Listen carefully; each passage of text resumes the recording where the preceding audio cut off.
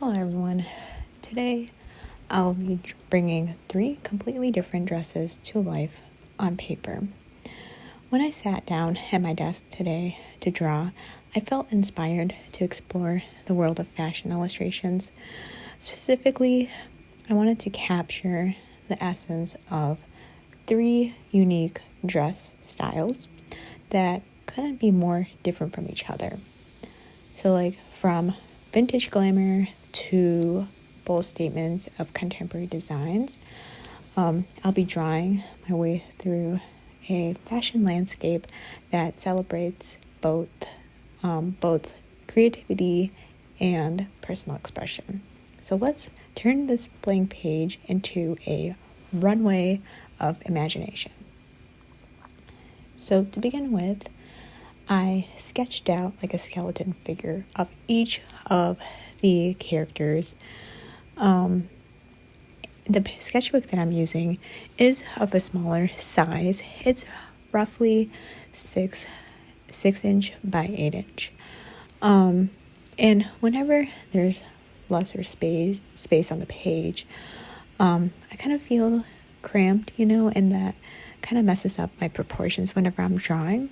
So when I was drawing today, I was really mindful of this and making sure that all the proportions were accurate.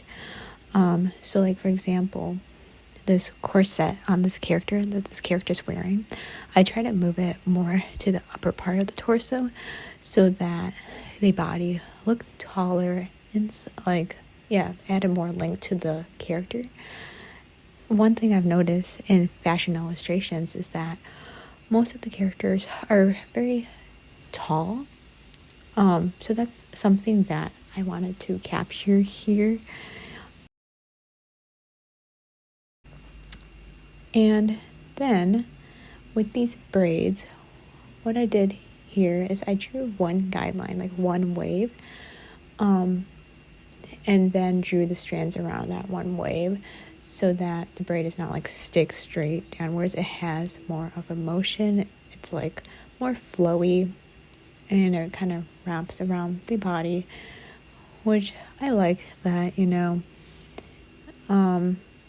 another trick with braids is to add a zigzag, and then around the zigzag draw the different strands. That's another tip. And I like how these braids are kind of covering up the corset because, I don't really know how to draw corsets. So that's, if you don't know how to draw something, just try to hide it with other elements on the page. That's what I like to do sometimes. But anyways, for these shoes, they were kind of peeking out from below the dress. So I was trying to think how the fabric folds over that those legs.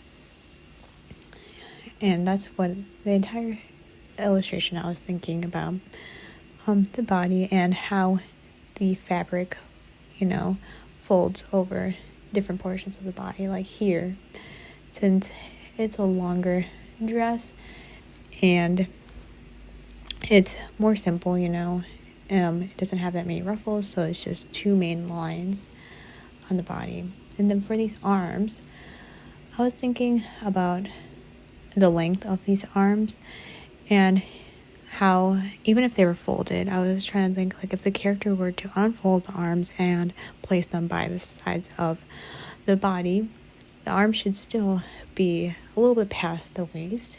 So when I was trying to draw it, even if it's folded up, I was really trying to think about how long the width, the length should be. Then here I was drawing the face.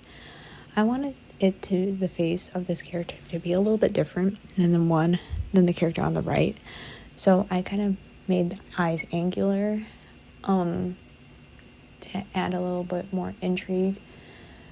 And also for the hair length, I kind of made it a bit shorter than the other character with braids to, try to make each character a tiny bit different than the others. moving on, this character on the left, I wanted it to be a dramatic pose. So I was thinking about adding gloves, adding big puffy ruffles, and this is the pose that I came up with.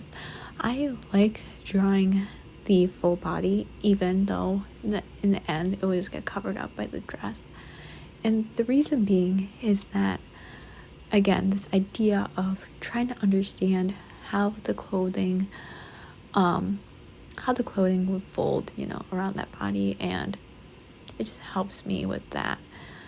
Here I am drawing the face. The face is very similar to that character all the way on the right.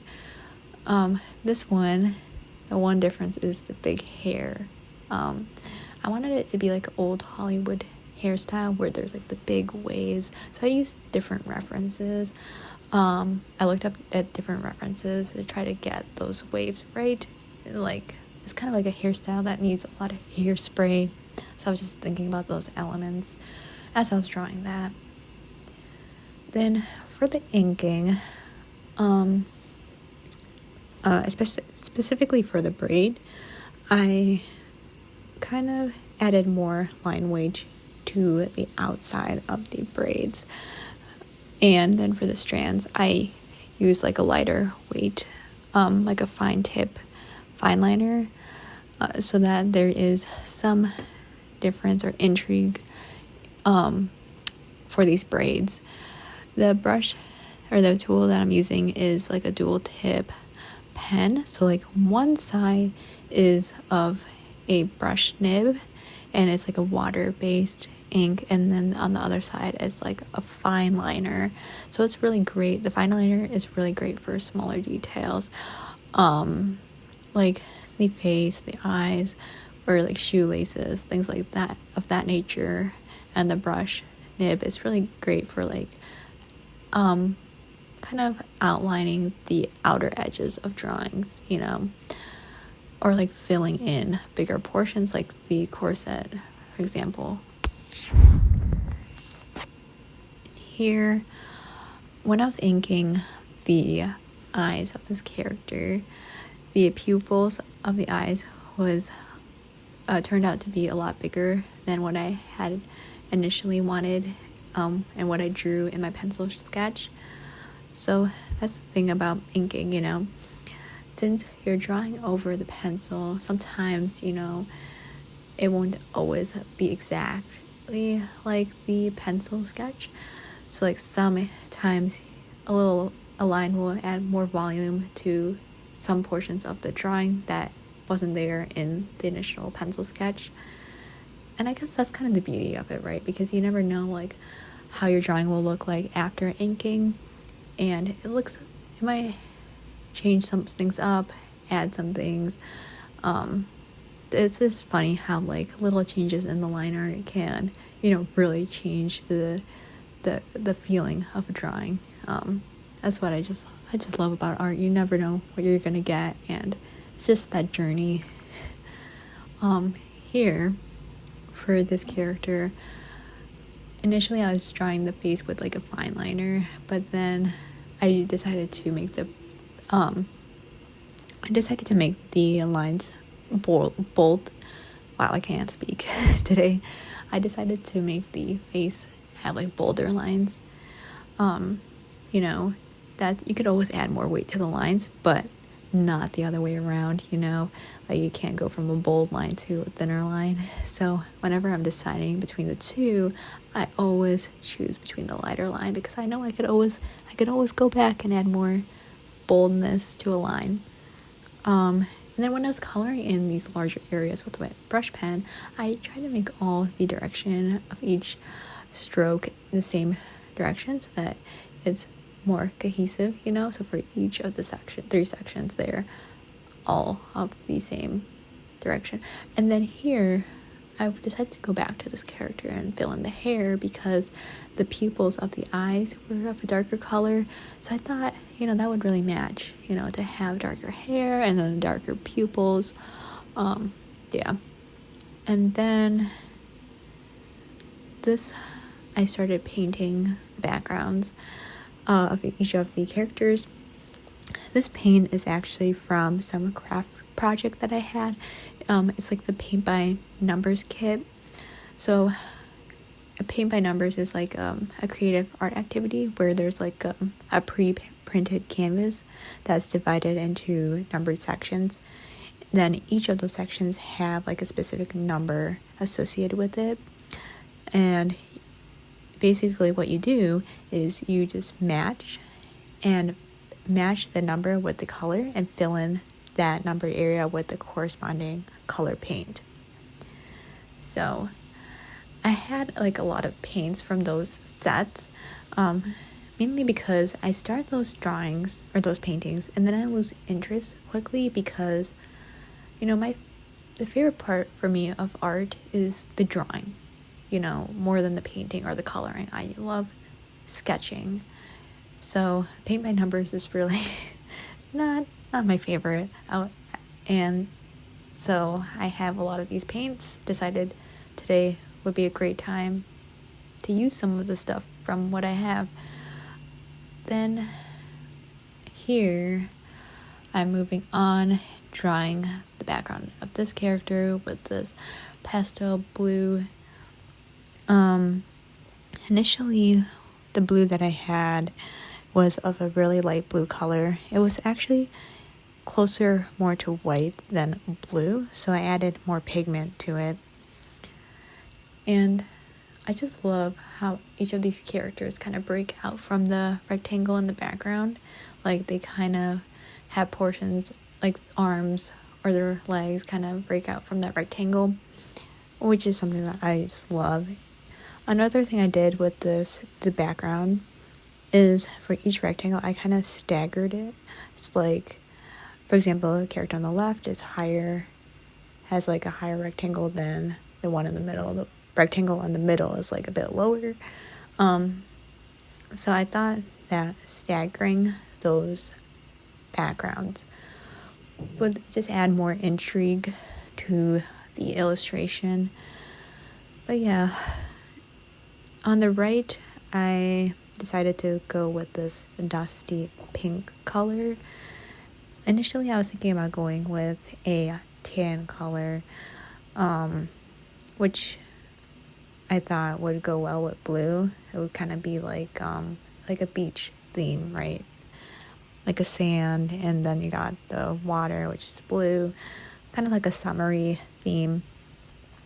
But I decided just to go with this instead, to have like two neutral colors and then one pop of like bright color, which would be the blue. And I think I just love having like two neutral colors and then one color of pop, because like it kind of allows you to choose what the main focus of your drawing would be. So like, for example, if you want to emphasize the hair for a drawing, just color everything else in neutral and just color the hair in like a bright pop of color. It's fun to play around with that, with just different color schemes.